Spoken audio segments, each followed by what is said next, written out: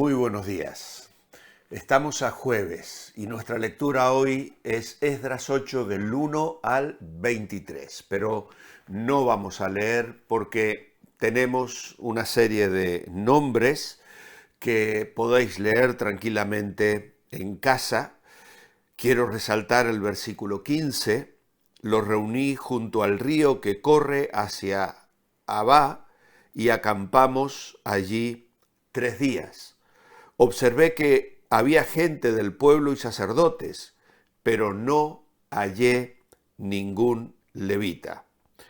Luego, versículo 17 dice, envié a Ido, jefe, en un lugar llamado Casifia, y puse en boca de ellos las palabras que debían decirles a Ido y sus hermanos, los sirvientes del templo que se hallaban en aquel lugar, para que nos enviaran ministros para la casa de nuestro Dios. Gracias a que la mano bondadosa de nuestro Dios estaba sobre nosotros, nos enviaron un hombre entendido, llamado Serebías, de los hijos de Mali, junto con sus hijos y sus hermanos, 18 hombres. Luego, verso 21, junto a ese río proclamé un ayuno para humillarnos delante de nuestro Dios y solicitar de él un buen viaje para nosotros, para nuestros niños y para todos nuestros bienes, pues tuve vergüenza de pedir al rey tropa y gente de a caballo que nos defendieran del enemigo en el camino, ya que le habíamos dicho al rey, la mano de nuestro Dios está para bien sobre todos los que lo buscan, pero su poder y su furor contra todos los que lo abandonan.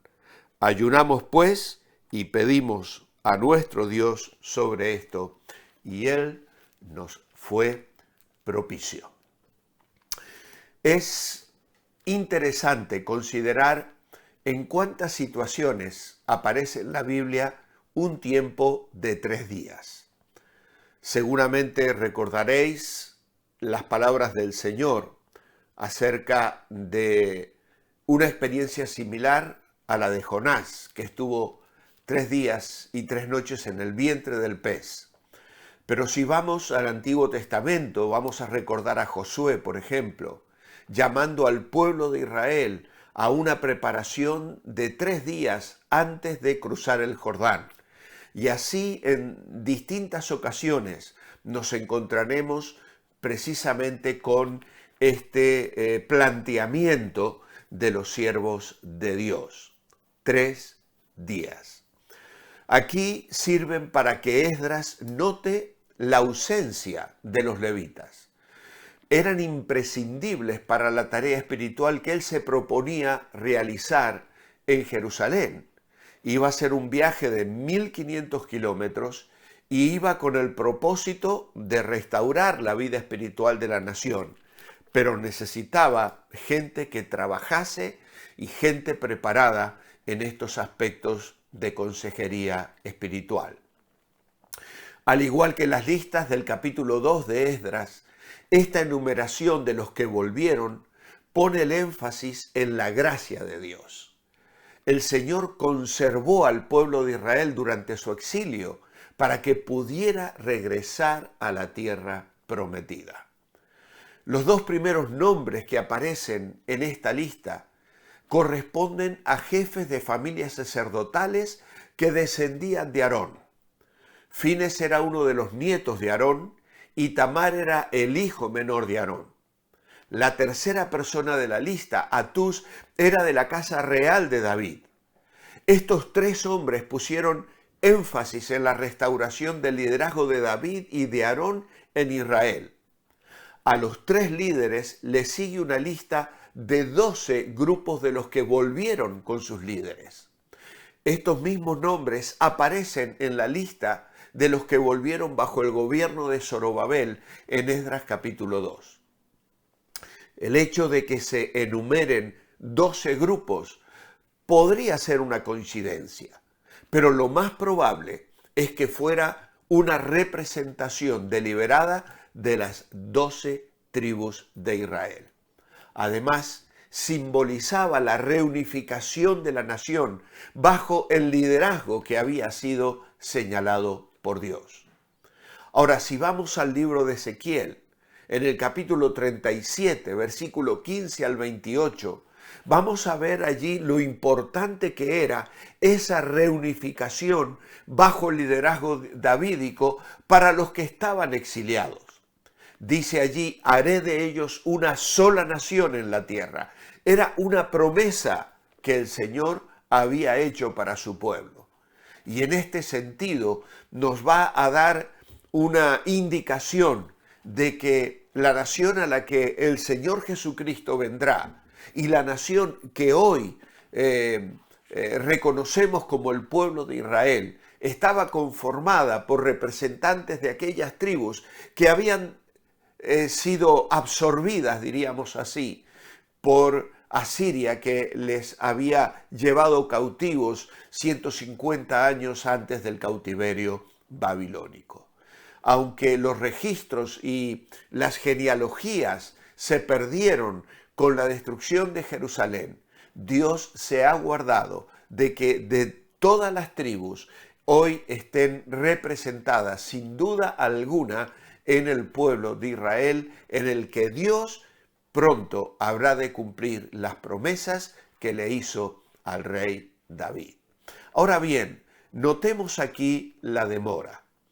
El regreso de Esdras a Jerusalén se frenó mientras esperaba poder reclutar levitas.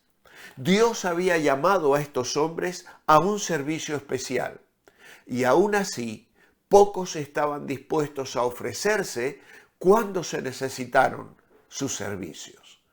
Hay aquí un llamado de atención para nosotros. Dios nos ha dotado a cada uno de nosotros con habilidades para que podamos hacer una contribución a la obra de su reino. Romanos capítulo 12, versículo 4 al 8 dice, cada uno según el don que ha recibido.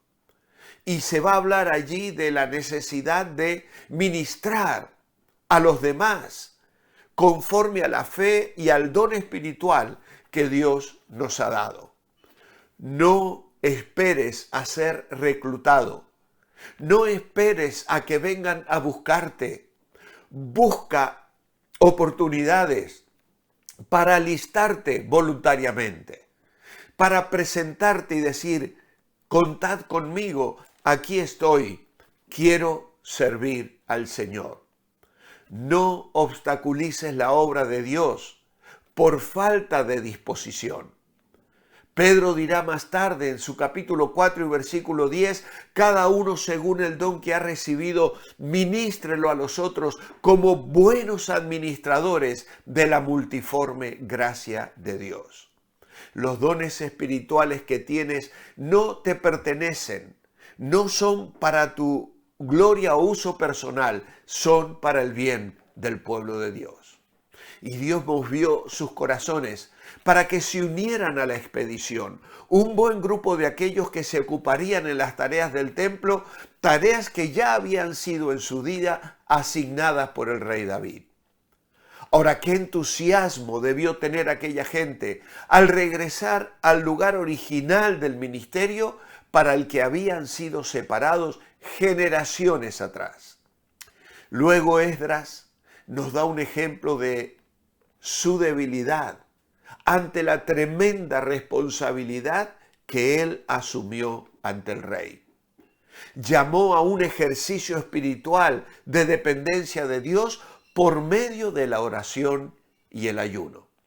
En su momento tal vez fue fácil asegurar que protegerían los dones del rey y los tesoros que estaban siendo devueltos a la casa de Dios.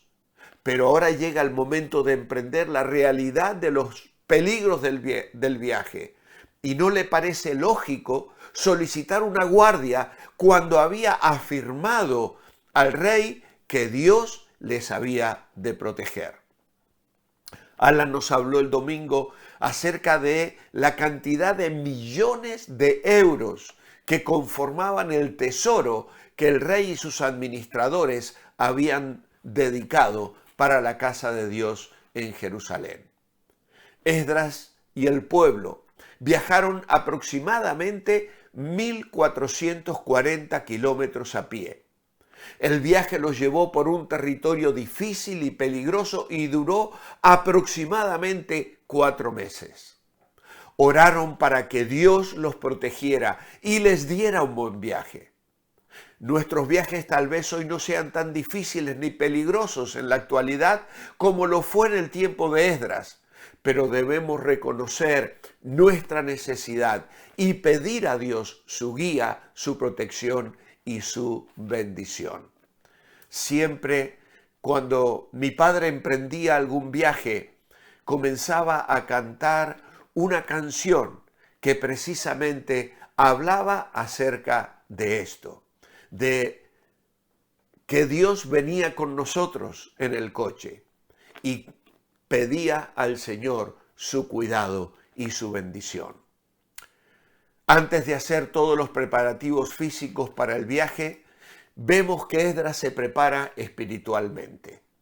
Oraciones y ayuno los prepararon espiritualmente, mostrando su dependencia de Dios, de la protección de Dios, mostrando y dando testimonio de que Dios tenía el timón y afirmando así de que no eran suficientemente fuertes como para realizar el viaje sin la presencia de Dios. Cuando nos tomamos el tiempo para poner a Dios en primer lugar en cualquier empresa, nos estamos preparando correctamente para cualquier cosa que surja más adelante. El ayuno es una disciplina espiritual que no todos practicamos. Hay quienes desde niños en sus iglesias fueron formados a una disciplina espiritual de ayuno frecuente y es maravilloso hacerlo. Otros lo hacemos en situaciones más extraordinarias. Lo importante es que en oración vivamos dependiendo del Señor. Tenemos que ser coherentes con nuestro testimonio. Tenemos que poner la confianza en aquel que promete poner su buena mano sobre nosotros y frente a los peligros y riesgos descansar en su fidelidad. Esdras lo experimentó así.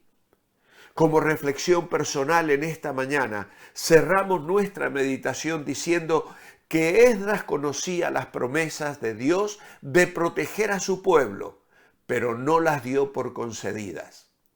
También sabía que las bendiciones de Dios pueden hacerse propias mediante la oración, así que él y el pueblo se humillaron en ayuno y oración, y sus oraciones fueron contestadas.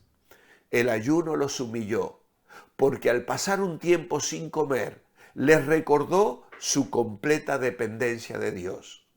El ayuno también les dio tiempo extra para orar y meditar en Dios.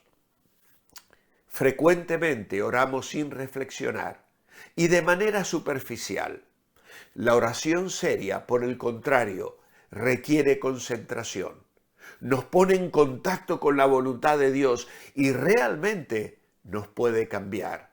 Sin ese tiempo de oración, reducimos a Dios a una farmacia de servicio rápido con analgésicos para cada una de nuestras dolencias. Oh, que no sea esa nuestra actitud ni nuestra experiencia. Mi oración escrita esta mañana es: amado Padre, gracias por estas lecciones de fe y dependencia. Que haya en nosotros esa disposición para responder a tus llamados. Nuestro compromiso contigo en oración y entrega para que cuentes con todo lo que somos y tenemos. Como solemos cantar, consagrarme todo entero, alma, vida y corazón, es el íntimo deseo que hoy me mueve, buen Señor. En tu nombre, amén. Os espero mañana viernes para cerrar ya la meditación de esta semana en estos capítulos de Esdras. Mientras ese momento llega, manteneos bendecibles.